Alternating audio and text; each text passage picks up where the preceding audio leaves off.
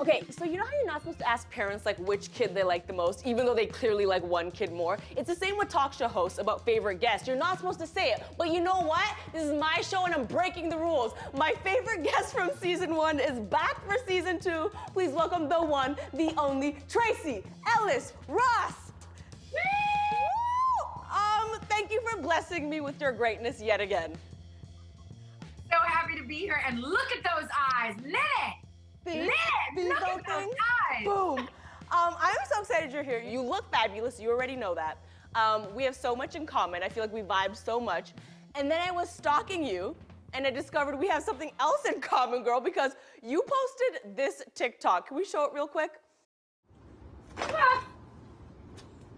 I'm okay. I'm okay. He was looking at me. Can you feel it? B! Okay. Sorry, he was coming right at me. I have never felt more understood in my entire life. What's the deal with bugs? Are you horrified like me? Listen, I'm horrified mostly and specifically on things that flutter and fly. Like a crawling bug is not gonna scare me the same. Like a spider doesn't scare me the same way that a moth or a butterfly frightens me. A butterfly, for real? I swear to God. I think butterflies are disgusting. Hot take, Tracee Ellis Ross has beef with butterflies. I mean, I almost ruined the merge of families when my mom met my stepfather. We were on vacation, and it was the first time like the two families as a married family were together, and we were in Tahiti, and the butterflies and moths in Tahiti are bird size. And what I do not like about butterflies and moths is that body they have and those feet. And so it was huge, and I screamed, and my stepsister screamed, and then my mom screamed at my stepsister for screaming at me for something I'm afraid of, and then my stepdad, it was nuts. It was like World War III. It all worked out. Everything went really well, and I'm still very, very close with my step-siblings, but the bug almost ruined everything. I gotta be real, because I am kind of the opposite of you. I'm okay with ladybugs and butterflies. I'm not okay with the creepy crawly. Like, that's where I'm not about it. I feel it on, like I literally feel them on me right now. I feel like talking about it, I feel them on me right now. And so give me some advice because, oh, you don't hear me? No, I hear you on this. I actually hear you. Oh, you hear me? I hear you. I'm saying I identify. Oh. That's what I'm saying, Lily. I identify. Zoom interviews, I'm like, can you not hear me? Yeah, I can hear you. I identify. Okay, so, wait, I felt like you just said, so you like ladybugs? Well, I do, but you know what the thing is with creepy crawlies? Like, if I'm in a house and I see a spider, I don't know how to act, Tracee. Like, I am like freaking out. This is a true story. One time I was at home, there was you know the one with many legs? Shall remain unnamed. I don't want to get into the name, but many legs.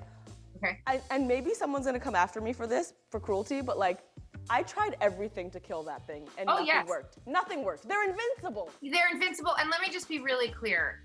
I really believe in beings of all kinds, living creatures, right? But I will murder a bug so fast. I'm so sorry to all creatures for my murders.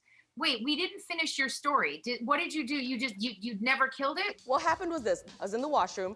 It was late at night. It was when I was living with my parents. There was a large bug, and I thought, it's me versus you. This is war now. I literally hairsprayed it because it was the closest thing. Did nothing. Literally, no joke, put Listerine. Let's be real, Listerine's hard for me to handle. Tracee, it swam through, like a leisurely swim through the Listerine. I had to leave the bathroom, and this is a true story. I shoved my shirt under the door to trap it in the bathroom, and I put a sticky note saying, do not open the door, monster inside. What else was I supposed to do? There's a balcony on my bedroom door, and lately, bees have been coming in like drugged and mesmerized, and like, I don't know if they've just maybe stung something, but they come in and they're like, and they like hover around the door. And so I usually negotiate with them. I'm like, no, get it, Sometimes they'll fly out. Sometimes they don't fly out. And so I leave the room. But what I've discovered, Lily, is I've been coming back and they're dead on the floor. I didn't do it. There've been a couple of them. So I've been collecting the carcasses in a small pile on the floor in the hopes that it will deter its other friends and family from entering into the bedroom. And the other day I noticed, oh, that's 5.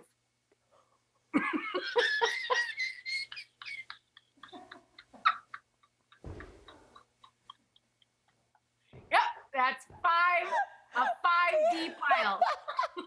You are everything. You just radiate happiness, radiate Sure. self-care. What else do you Sure, do? self-care. Let's go with self-care. One thing I do want to ask you on this note, of self-care, happiness, I feel like the press is usually about labeling women.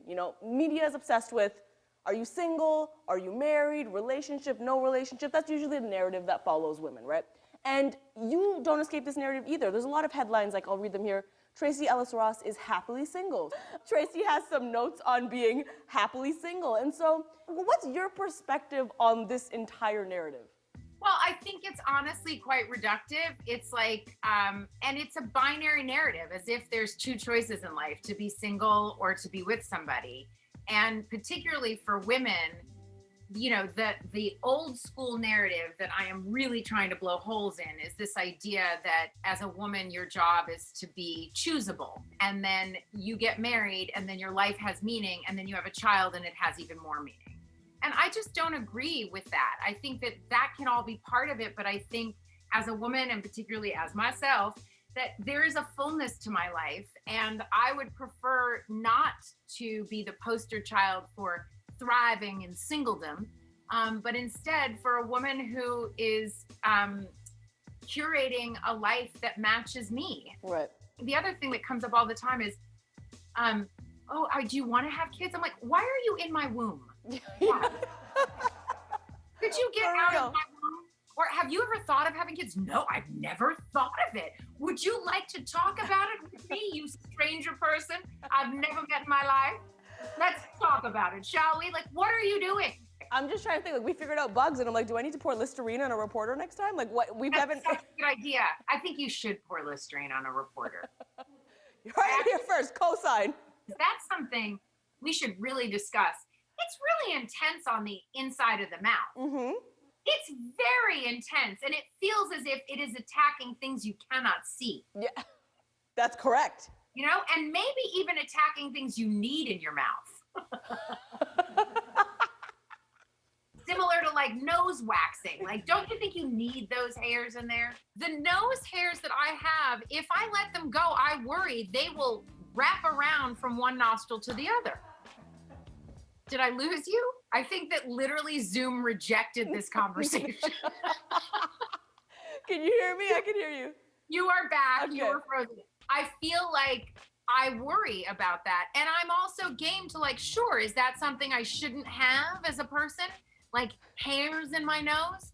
But then you think, no, aren't hairs like a way to like clean the air?